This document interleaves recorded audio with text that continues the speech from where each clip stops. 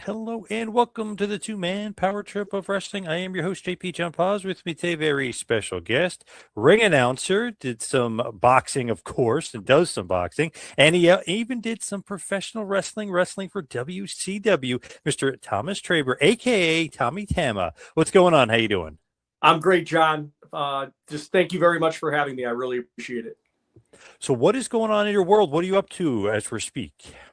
Well, I'm taking a little break here. I've got a couple week break before things get busy again. I just finished a very busy 2025 ring announcing boxing events all over the world, mostly in the UK and also Saudi Arabia, and then all over the US. So keeping very busy these days as a professional boxing ring announcer. And my first event of this year will be January 24th in Manchester, England. And then I finish off January on January 31st, ring announcing at Madison Square Garden Arena, which will be my first time ever ring announcing at Madison Square Garden Arena. So very excited about that. Wow, that is a big one too. That's huge. That's awesome. How does the ring announcing come about? Because and obviously Saudi Arabia too, that they're kind of the mecca right now for boxing, besides the real mecca, which was Madison Square Garden. Very true. Saudi Arabia a couple years ago got involved in doing boxing events, specifically in Riyadh, Saudi Arabia. Yep. And I was very fortunate where I was already working for a company based out of London, England. And the company is called Queensberry. The promoter is Frank Warren. He's a Hall of Fame promoter. Everybody in boxing knows who he is. And I've been with Queensberry 8 years. I started with them in September of 2017. So a couple years ago, when Saudi Arabia wanted to get involved in boxing and bring boxing events there, they reached out to Queensberry because they promoted Tyson Fury. In fact, they still do promote Tyson Fury, who was the world champion at the time, and they wanted to bring him to Saudi Arabia. So I was very fortunate to get my foot in the door with Saudi Arabia just a couple of years ago because of already working for Queensberry. That's very, very cool. Man, it's just one of those things where somehow, some way, Saudi just became like basically all the big fights happen there now. Yeah, they've had. I've been going there now a little over 2 years. I've actually lost count, John. I think it's over 20 times now. I have worked in Saudi Arabia, and not only Wow. are they doing events in Saudi Arabia, but the event I'm doing in New York on January 31st, that is a Saudi Arabia event. It's called the Ring Six, um, and so we've done shows in New York, Los Angeles, Las Vegas, England with the Saudi people. So they have really, expanded their horizons even outside doing the events in Saudi Arabia. And of course, Royal Rumble is going to be in Saudi Yep. Arabia, and then WrestleMania 2027. So they've really, stepped it up with entertainment. It is crazy how much like entertainment, even obviously pro wrestling is super tied in. UFC, then eventually golf is a huge thing over there. Soccer, of course, is monumental over there. But boxing, it just kind of became a huge thing over there too. Is it just that they're trying to be more westernized, if you will? I think they are trying to attract people, to Saudi Arabia. It really is a beautiful country. I really enjoy all my visits there. The flights are pretty long, but Hmm. once you get there, it's a beautiful country, and I've been very honored. I always say, as a ring announcer, there's no bigger honor than to be flown to another country to ring announce, because there's ring announcers all over the world. So for a promoter or people who are involved with organizing boxing events to think enough of you to fly you to another country, it's quite an honor. Yeah, that's awesome to be able to do that. How long is the flight over there from the States? Well, my route is I live in San Antonio, Texas. Hmm. So what I will do is fly from San Antonio to Dallas, which is just like an hour flight. That's not a big one. But the flight from Dallas, I usually go to Doha, Qatar. and that's a 15 to 16-hour flight right there.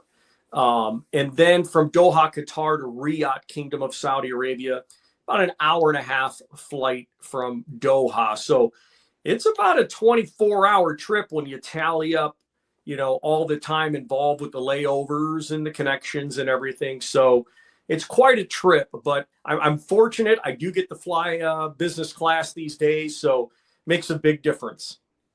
That's crazy though. So 20 times that you've done a 24-hour excursion over there. That's crazy. Yeah, and I've been going monthly to the UK. Like I mentioned, for over 8 years now, I've been traveling to the UK and doing events all over the UK for Queensberry, and so I get my miles, if you will. Yes. I love San Antonio. Great city. Been there once. Just absolutely loved it. But I've been a lifelong Spurs fan, oddly enough. So I love San Antonio. Well, I grew up in the Chicago area, so I don't claim to Ah, be a Spurs fan. I've been damn. a Bulls fan all my life. So, Michael Jordan, though. You can claim oh Michael yeah. Jordan. Oh, I mean, that was the best time to be a Bulls fan, of course, was when they were winning all the championships. And, I was fortunate to get to go to quite a few playoff games and stuff growing up. So, huge Michael Jordan fan. Never a Bulls fan, but you just love Jordan. That team was awesome to watch. It was just like, wow, you were literally probably watching the greatest team of all time. Jordan, Pippen, Rodman. Even before that, Jordan, Pippen, Horace Grant was great. So I mean, it's like, man, they were loaded. It's just what a team. Jordan, obviously the best of all time, the GOAT. Oh, I agree. Now, with you, right, with ring announcing, how does that even start? How did you become a ring announcer? Did you go to school for broadcasting, or how does that come about? Yeah, I did go to school for broadcasting, but it was my senior year of high school, John. I was emceeing the talent shows in high school, and I had an interest in broadcasting. I was a huge, huge professional wrestling fan since I was around 11, 12 years old. I even went to WrestleMania 2 at the Rosemont Horizon in Chicago. Wow, So nice. when the Bulldogs beat Valentine and Beefcake, and the Bulldogs had Ozzy Osbourne in their corner, I was there. I was at WrestleMania 2 at the Rosemont Horizon. It was that day that I truly became a huge professional wrestling fan, and I knew I somehow wanted to get involved in professional wrestling.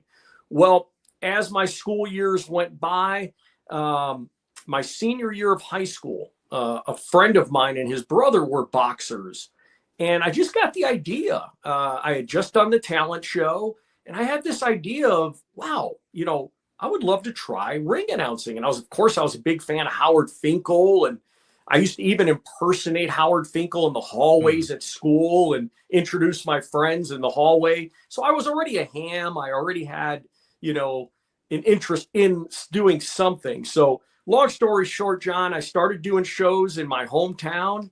My friend, who was the boxer, he introduced me to a local promoter. So at 17, as a senior in high school, I started ring announcing pro boxing shows, which led me to the opportunity to start ring announcing independent wrestling shows throughout the Chicago area.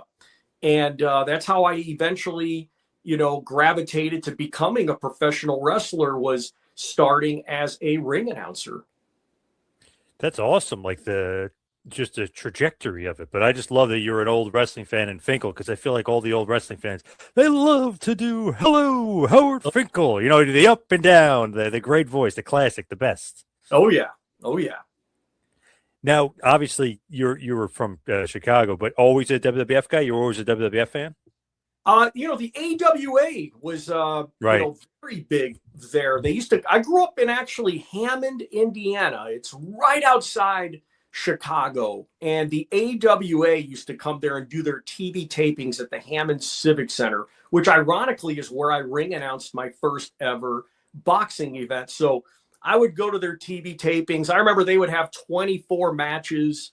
They would tape matches for like a month, and I would watch the shows every week, and it would be like a month of shows that were filmed that one day. And so I was a fan of any wrestling, the AWA, World Class Championship Wrestling, WWF, whatever I could get my eyes or hands on, man, I was watching it. with Howard Finkel, right?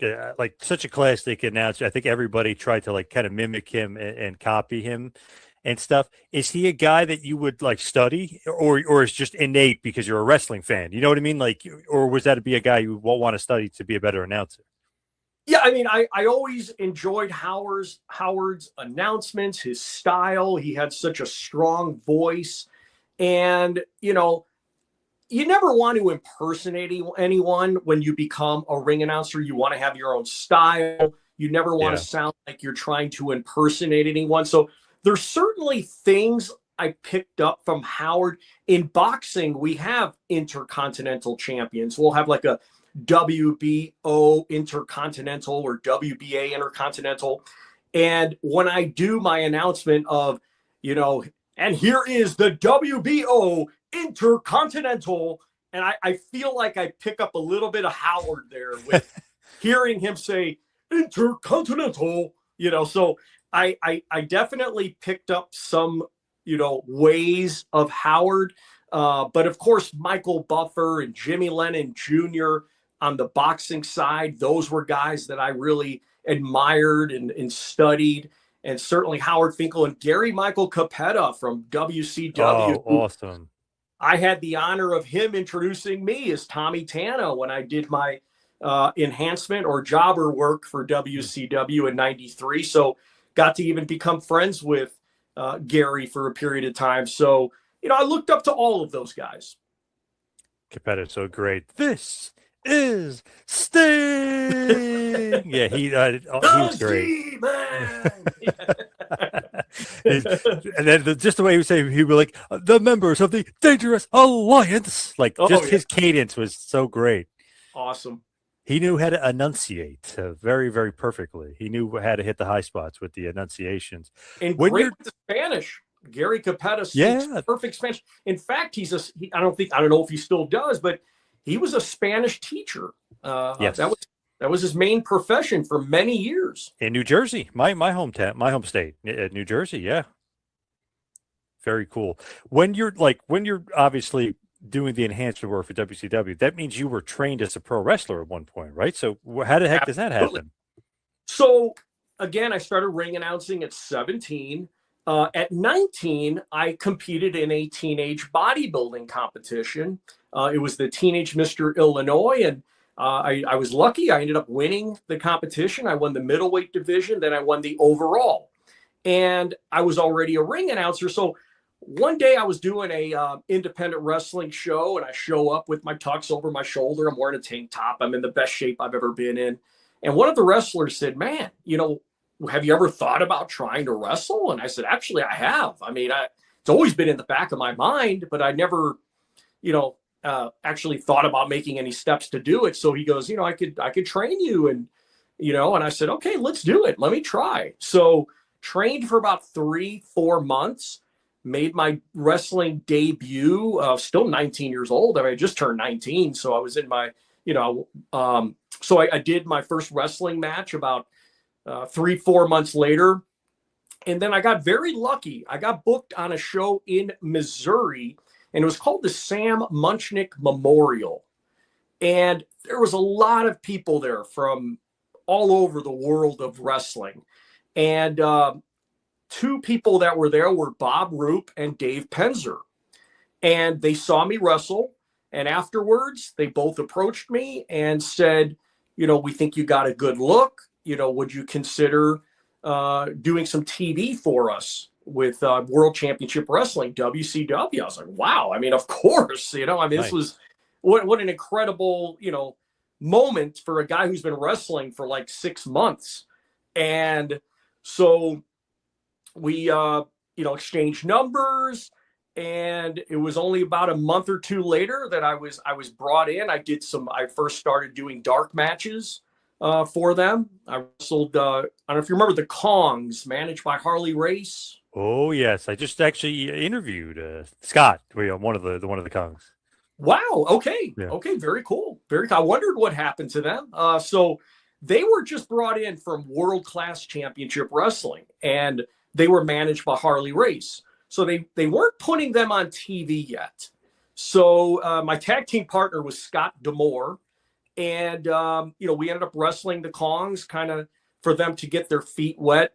And then eventually I made my way onto television and had some TV matches with the Hollywood Blondes. I wrestled Pillman and Austin, of course. And I wrestled Ravishing Rick Rude. I wrestled the Equalizer and, had quite a few opportunities. It was a short stint for me, but to wrestle for WCW was a real dream come true. That's great. Like, so who's your interaction with, like, when you're there? Obviously, Penzer kind of gets you in the door, but who's like agenting, or who's setting up the matches, or who's telling you who you need to wrestle, things like that? Yeah, Greg Gagne was there at that time. Ricky Steamboat was there working in the back, and of course Jody Hamilton was involved as well. And let's see who else was there. Jake the Snake's father. He was back there. He was the one that would signal you to go through the curtain. Let's see who else was there at that time. But yeah, I mean, as far as going over the matches, I remember Greg Gagne was the one.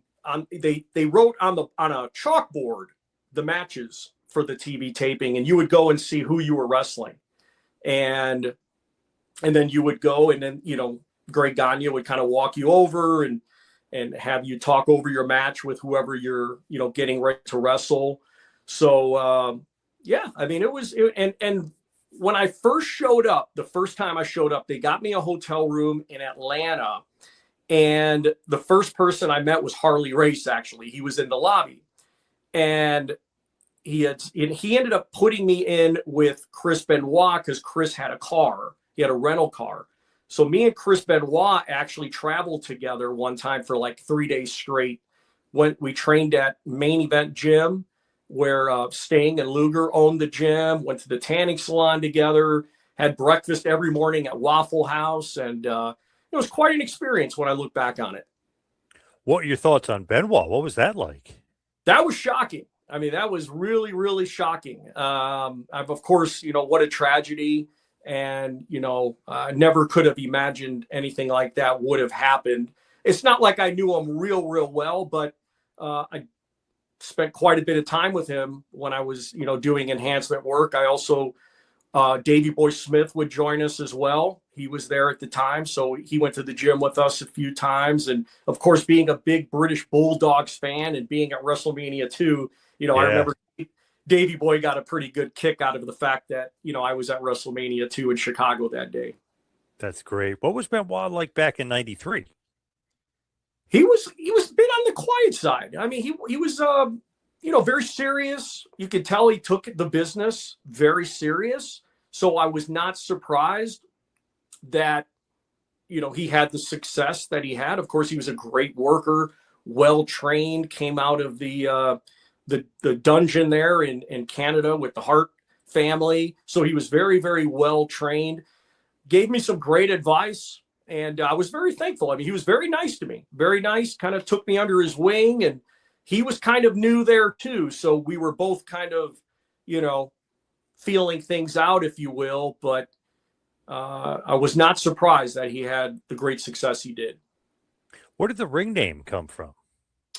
Well, when I competed in bodybuilding, there was a tanning product. To be on stage, you have to be as dark as you possibly can. So you tan in the tanning beds, and then you put this thing on your body, this lotion. It's called like a Diaderm. It makes your skin even darker because you want to be as dark as you can to show off your muscularity on stage. And the product I use was called Jan Tanna. And I don't know why, but that last name just always stuck with me, Tanna. And when I showed up for the TV tapings, Jody Hamilton is the one that we discussed, what name do you want to go with? And I said, can you give me a few minutes? And, I went through a few different things in my head. And for some reason, I thought Tommy Tanna. And they loved it. And that's what we went with. Very catchy for wrestling. Even if you're doing enhancement work, Tommy Tanna, you know what I mean? It's very catchy. Not a bad name. Yeah. So obviously they're okay with the name. You go through the name. when you actually get your opponents, you have no say, right? It's just on the board. You just wrestle whoever they tell you to wrestle. That's it. That's it. You just show up, you get there, you got to be there like 3 hours before, and then on the board they put up there who you're wrestling. And my biggest fear was having to wrestle Vader. I was going to ask about that. Okay. That was, yeah. I mean, and Leon was the nice guy though. I mean, actually, in the back and stuff, I remember, sitting with him and talking with him and everything like that. His ring image was not how he was, in the locker room. But I definitely, was keeping my fingers crossed that I did not have to wrestle him or Sid Vicious. So I did not, but I did wrestle the Equalizer, and I think maybe you saw that footage. And yeah, a buddy of mine posted that. That bump is nuts. That's crazy. Yeah, it was a tag match. I was wrestling Rick Rude and the Equalizer, and Rude had tagged the Equalizer in, and Rude threw me into the Equalizer to take a choke slam. And I jumped up for the choke slam, but when I jumped up for him, instead of lifting me up and dropping me flat on my back as you're supposed to do, when I was in the air, he shoved me like almost like a clothesline with his open hand to my neck, pushed me back to the point to where I landed on the back of my head, and it was quite gruesome. And that's why that video has pretty much gone viral in recent months. I can't remember who posted it on X, but it's got something like 400, 500,000 views now of me getting dropped on the back of my head. And yeah, crazy. How I didn't break my neck is a miracle. And I remember as soon as I got to the back, Arn Anderson came up to me and he said, "You all right?" And I said, "Yeah, I think so." I was still shaking off the cobwebs. And he goes, "You are a lucky man. You're a lucky man." And that always stuck with me because I was very lucky because, many wrestlers have broken their necks with falls that didn't even look nearly as bad as that did. Yeah, actually, my buddy Rob Naylor, he posted that, and he got all those views and stuff. Actually, it came to my attention. I was like, "Oh my god, I've never seen that bump before. That is crazy." I was like, "And that guy didn't get hurt." And I was like, "Oh, and he's a famous announcer." I was like, "Oh my god." But it's just crazy. Did you ever ask him like what happened there? Like, why the hell did you kind of throw me, basically? Well, Rude and Equalizer did come to me, in the back and checked on me, and I could tell they had concern. And I really don't know. I never really had a chance to talk to the Equalizer again after that day. But I mean, I don't think he had a great deal of experience. So perhaps that had something to do with it. But I had taken a choke slam many times on the independents and stuff like that. So I was very accustomed to taking a choke slam, but it really caught me by surprise to be, shoved instead of lifted straight up. Do you think not that he's taking advantage, but do you think maybe he was just like, "I'm just going to make this, look vicious because he's an enhancement guy"? Did that ever run through your mind? I think so. I think, he was trying to portray himself as this, vicious type of wrestler. And I think he just got a little carried away. I think he just kind of lost touch with the fact that, you got to protect your opponent as well. You want to look in professional wrestling, you want to look as vicious as possible. You want things to look as real as possible, but without hurting your opponent, without legitimately hurting your opponent, of course. Right. Yeah, that's just one of those crazy bumps. It's like, what the hell happened there? That like didn't not supposed to happen, or that got out of control quickly.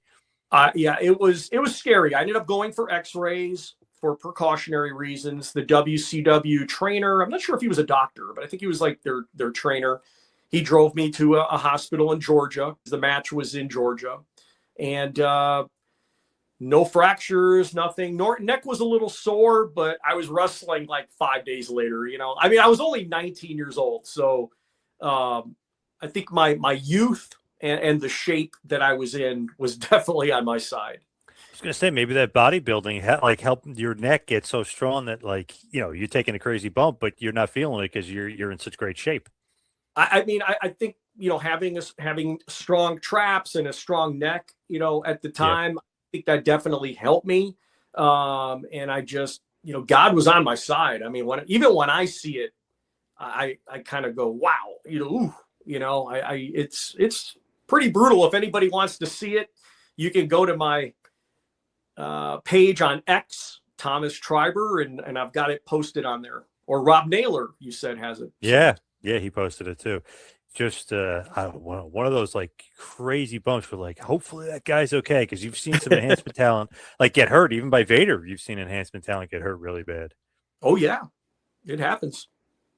I've heard stories from Sting and Mick Foley too. That they would watch some of the guys, some of the enhancement guys, and like pray that they weren't getting Vader, or like run to the board like, "Please, no Vader, no Vader." So I've seen that, or heard of that from the wrestlers that they've seen. Oh that. yeah, it's like I said, Scott D'Amore was there at the same time I was. He was only 18 years old, so when he and I were tagging together, as a 19 and 18-year-old kid, and we were just talking about the Kongs, and oh man, they used to do a double splash on me. So they'd splash me. One guy would splash me, and then the other guy would drop, splash on top of the other guy. So I'd have both of them on on me.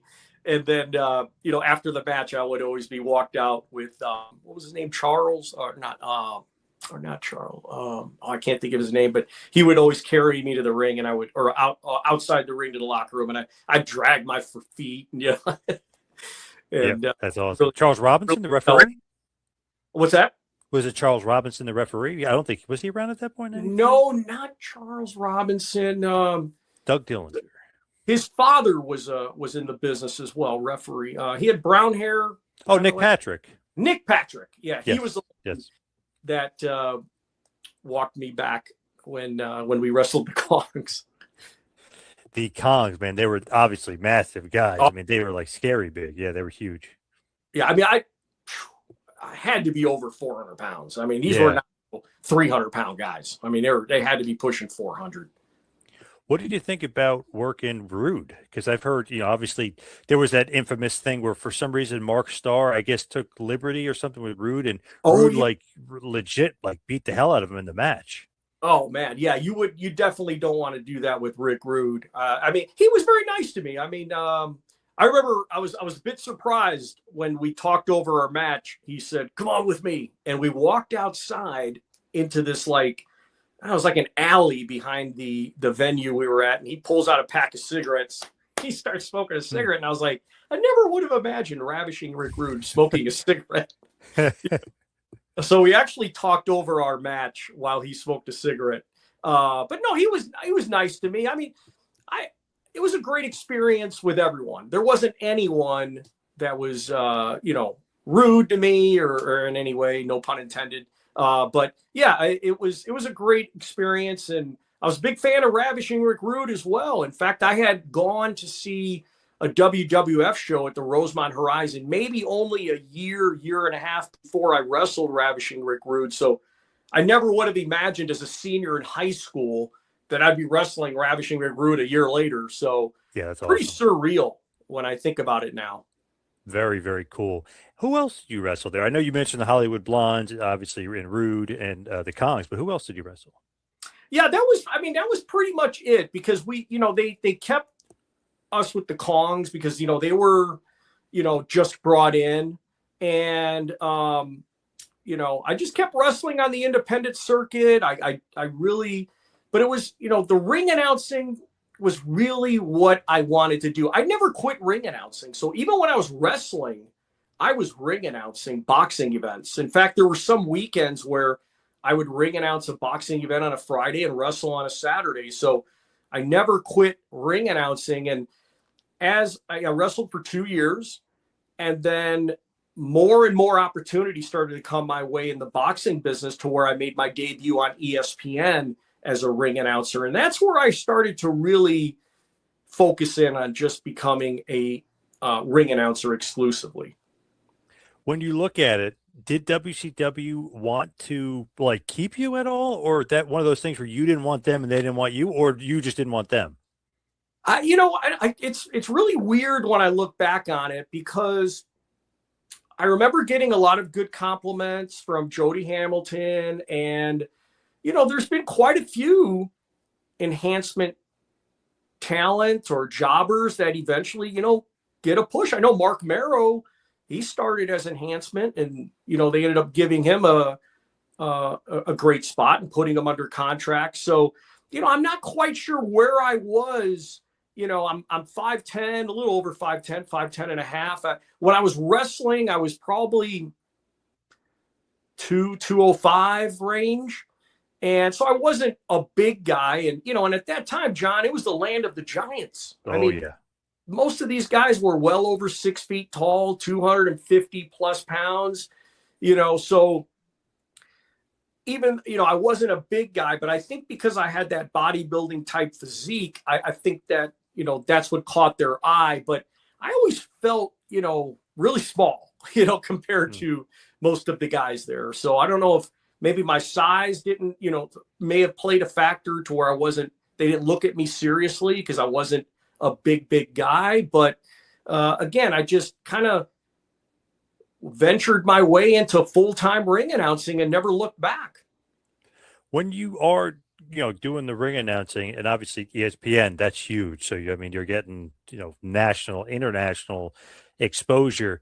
Is that something that you're like, okay, I'm going to go and like apply for the Bruce Buffer position or something? Like, how do you kind of like move up in the ranks there?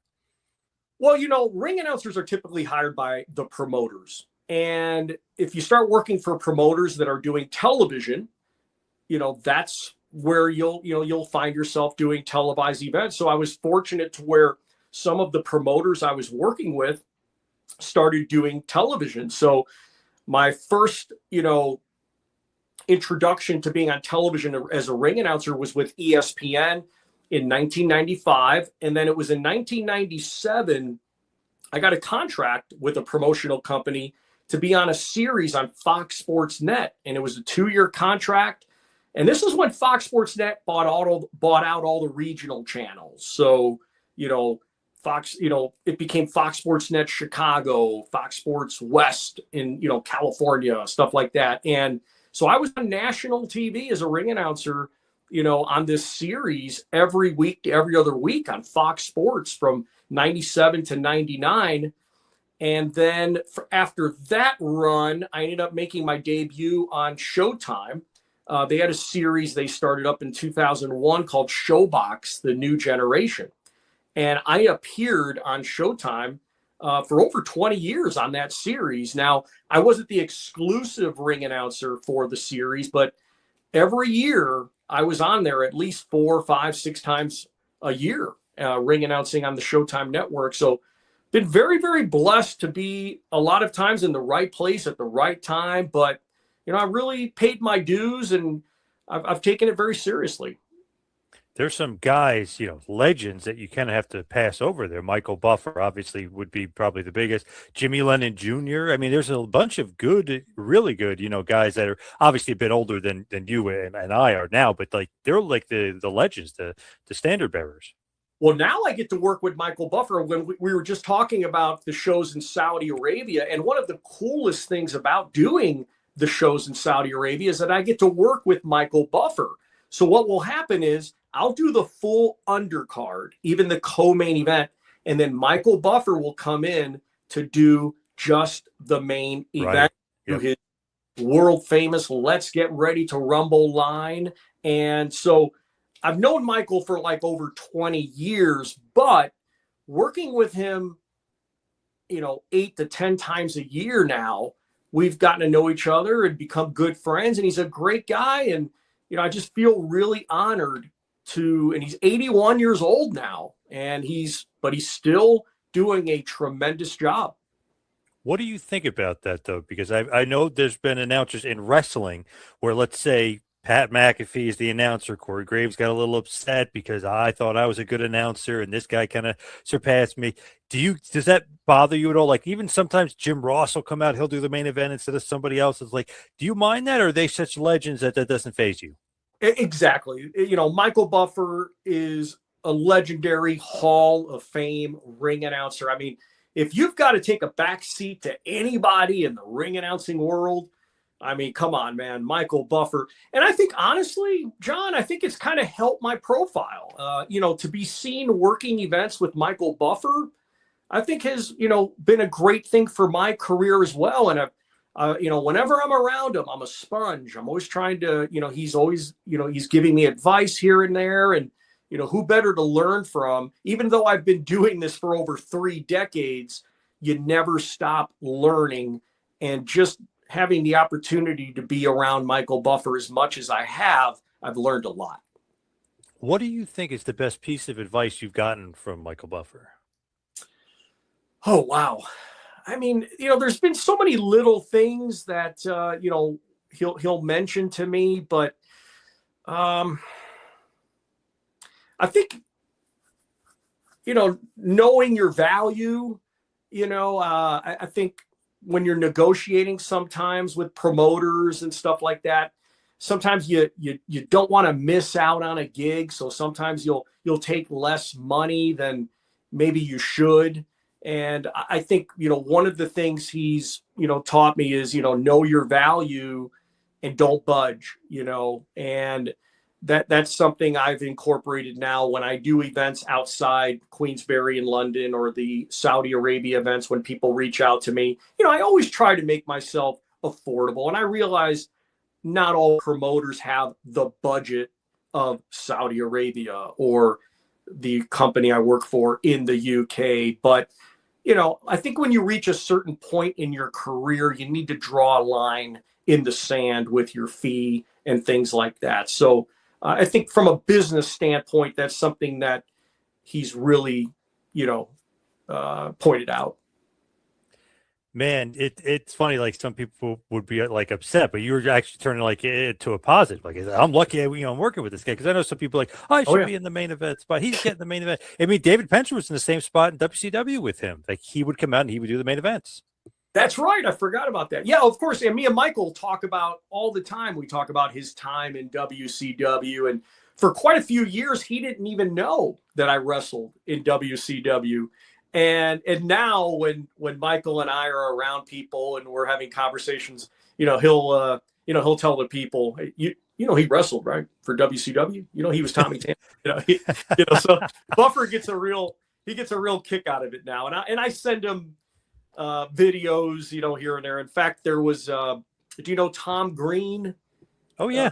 Yeah, he put out a video, something about jobbers I love. Yeah. He always does those. Yeah, he's great. Yeah. Something like that. And yep.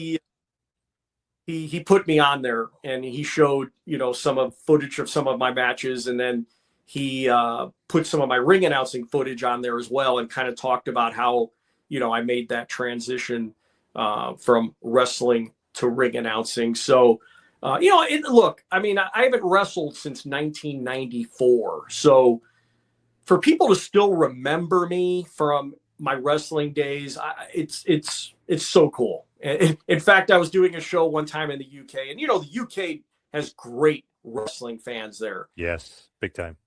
I'm in the ring, I'm standing there, and all of a sudden I start hearing Tommy Tanna, and I'm looking, and there was like these 5 guys in the front row doing that, and I was like, wow, how cool is that? That's amazing. Wow. Yeah. How the hell did they know that all the way to the UK? Yeah. And then one of the guys had one of my matches on his phone. So, pretty cool. I mean, wrestling fans, they just like, when I was a wrestling fan growing up, I knew everybody. I knew who the referees were. I knew who everybody was. So it's really, really cool to be remembered from my brief wrestling days. That's one of the things about wrestling fans. It kind of gets, I don't know, swept under the rug, or maybe people like to make fun of wrestling fans, but they're a sponge for knowledge. They never stop, and they remember everything. So, yeah, wrestling fans are the best. Yeah, I love it. And I mean, to this day, I watch all kind. Like I've watched you on YouTube. I love watching interviews. I just love it. I love hearing stories. Jim Cornette is one of my favorites. Hearing his stories of being on the road and things like that. Stevie Richards, I like to listen to a lot of his stories and things like that. So even to this day, I love hearing about different things that have happened throughout different people's careers. And it's so cool that even like Tom, who I've interviewed for, he's awesome. Like he can remember like, your career, but also be like, oh, and he's a ring announcer. So he's putting it all together. Like the stuff like that is great. It really is. It's very cool. When you look back, right, at the wrestling career, would you have changed anything, or no? It kind of ended up, your life kind of ended up where you wanted it to be. I think I wish I would have stuck it out a little longer. I think, when I look back on I don't think I really realized, John, the opportunity that I had. I really don't. I think I was so young, when you're 19 years old and all of a sudden you're lacing up your boots next to Rick Rude and everyone. I mean, it happened so fast. And when I look back on it, I wish maybe I would have stuck it out a little more on the wrestling end, but no regrets, really. I mean, I'm very thankful that I had the opportunity I had. And I'm very blessed to make a very good living as a ring announcer. I love my job. And I'm just, very thankful for the opportunities I've had. Who is like the biggest name in boxing that you love to announce, or you love to say his name? Like Michael Buffer had certain guys, obviously, that he liked, and certain guys, even Jimmy Lennon Jr., certain guys he would like. Who is like your guy that you love to? Even Bruce Buffer, UFC, you could tell he goes nuts for some guys. Oh yeah, yeah. I mean, there's quite a few fighters that I really enjoy saying their names. Of course, when the fighters have a good nickname that flows really well with their name, it's fun. But, are you familiar with Tyson Fury? Oh, of course. Yeah. He did some stuff with WWE. So I did Tyson Fury's pro debut in Nottingham. It was in December of 2008. And I did several of Tyson Fury's fights. In fact, when he made his return, if you remember, he stopped boxing for a little while there, kind of fell off the rails. Yep. When he came back, I did his return fight in Manchester. So Tyson Fury's, what a great name that is. And he was named after Mike Tyson. I mean, how crazy is it that his father, John Fury, who is a boxer himself, names his son Tyson Fury, and he becomes heavyweight champion of the world. I mean, that's just an incredible, incredible story. And he was a premature baby when he was born. His dad, John Fury, said that Tyson fit in his hand, and he's now 6'9" and becomes heavyweight champion. I mean, what a great story. So Tyson Fury's name is something I've always enjoyed saying. It is crazy that he was that small, because he's like a legit giant. I mean, he's a monster. Oh, absolutely. Yeah, and a great guy as well. Man, I thought he was done for that first Wilder fight. Oh my God, he got up like the Undertaker. He did. In fact, there was a lot of there was memes and all kinds of stuff of him sitting up, like the Undertaker. Mm-hmm. So, and he's coming back. He announced a retirement about a year ago, and he's just now announced that he's going to be fighting again in 2026. So I don't know when he's going to be fighting. I don't know who he's going to be fighting, but I'm hoping that I will be ring announcing that return. Can he beat Usyk? I mean, that guy is just, he's tough. He's fought Usyk twice. And lost, fallen short twice. And I don't know. I don't know if Usyk is interested in a trilogy. I would love to see it. It would be interesting, but there's definitely a lot of good, interesting, possible heavyweight fights that could happen this year. That's the one thing people keep saying, outside of Jake Paul, boxing is not as good and blah, blah. But the heavyweight division, man, they've got some guys that just obviously knockout artists, but like very, very intriguing heavyweight division. To me, anyway, I like the heavyweight division. Oh yeah, I mean, that's always been the marquee division. Yep.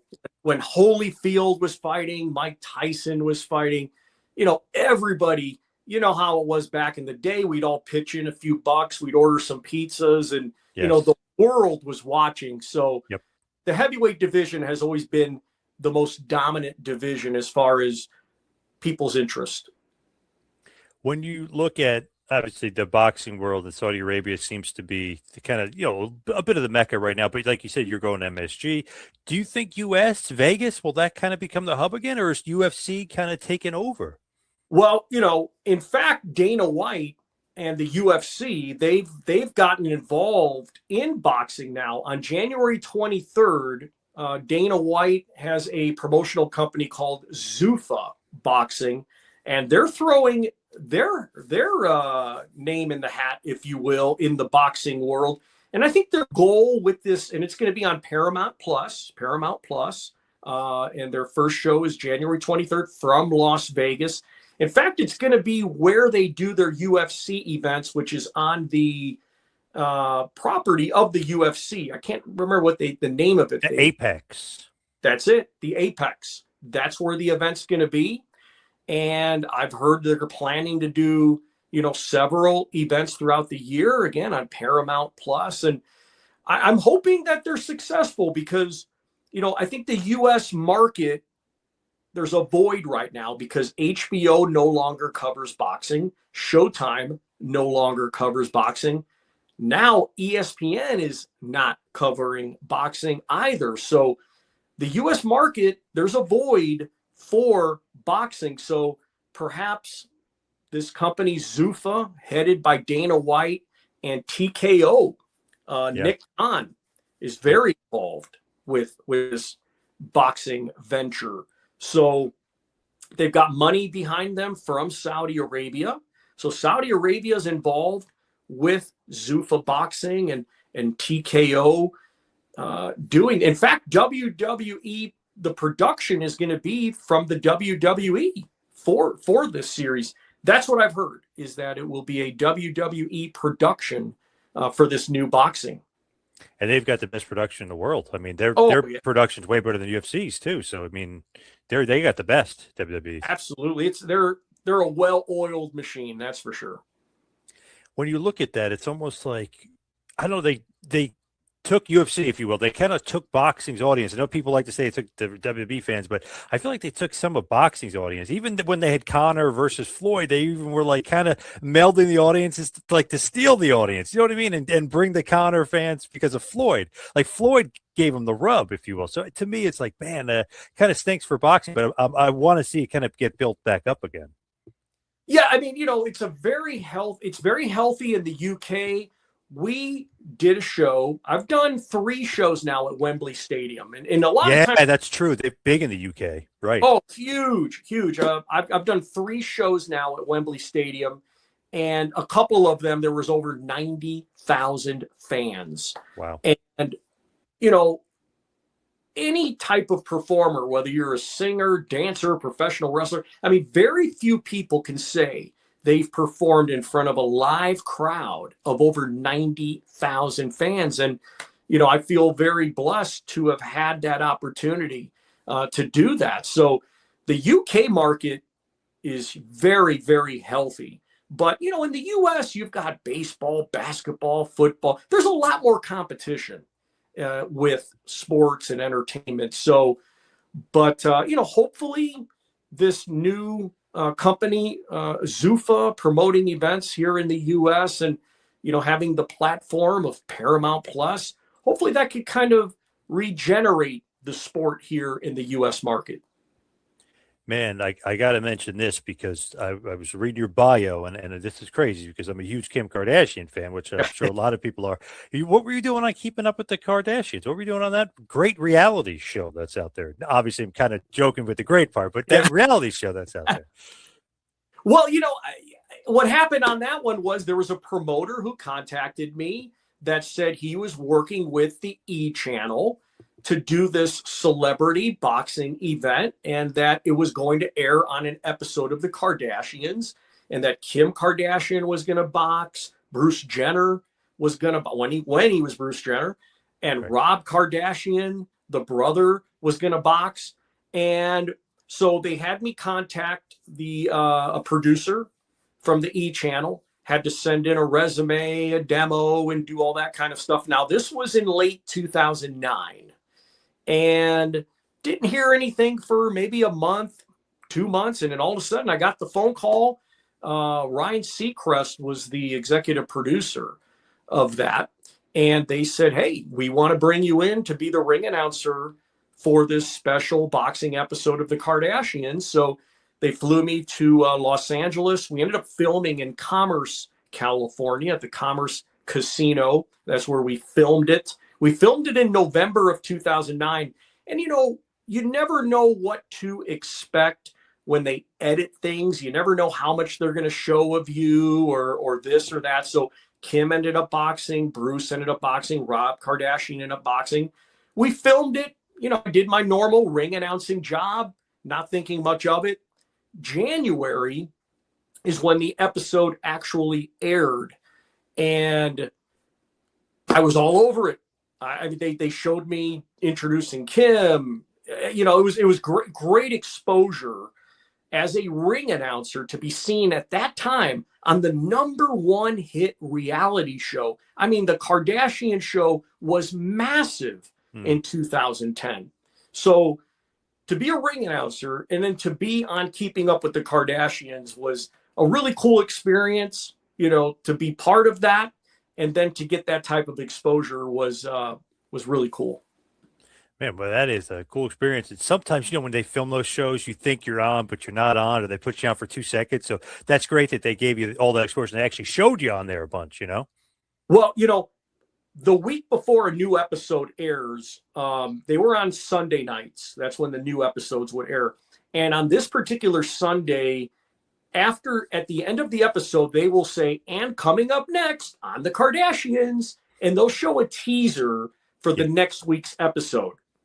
And when they did that, I was the first person you saw on there saying, ladies and gentlemen, let's welcome to the ring, Kim Kardashian. And I mean, nice close up. And I mean, my phone blew up. And I mean, it was just from that one little clip because everybody was watching the show, and it was, so I was like, wow, when this airs next week, and so it was pretty cool. I'd go to get my hair cut. The girls at the salon would be like, oh my God, we saw you.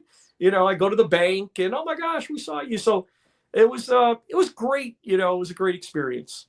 That is, that's awesome. I was like, man, keep it up a good accent. But that's awesome. Like the way that they were able to use you on the show and get you all that exposure. That's cool. Yeah, it was very cool. So as we hit the wind down here and head towards the finish, what is next? Tell us what you got coming up. I know you kind of teased a little bit before, but what do you got coming up next? Well, this year, I'm going to continue doing what I did last year. I'm very fortunate to work for Queensberry Promotions. They're based out of London, England. So we're on a network or streaming site, if you will, called DAZN. Are you familiar with DAZN, John? Oh, very familiar. Yes, I have the app. Yep. Great. If you love combat sports, it is the global home of boxing. So you definitely want to subscribe. And I'm not getting paid extra to do this.